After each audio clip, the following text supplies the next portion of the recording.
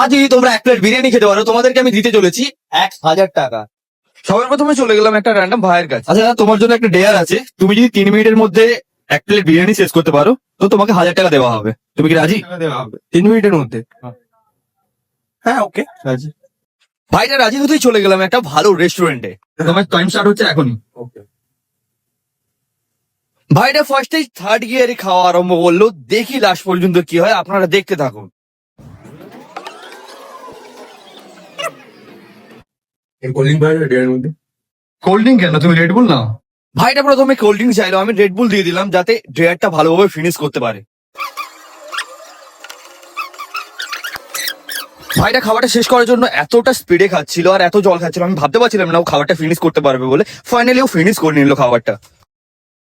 3 মিনিটের মধ্যে বিরিয়ানি মোটামুটি শেষ করে নিয়েছে।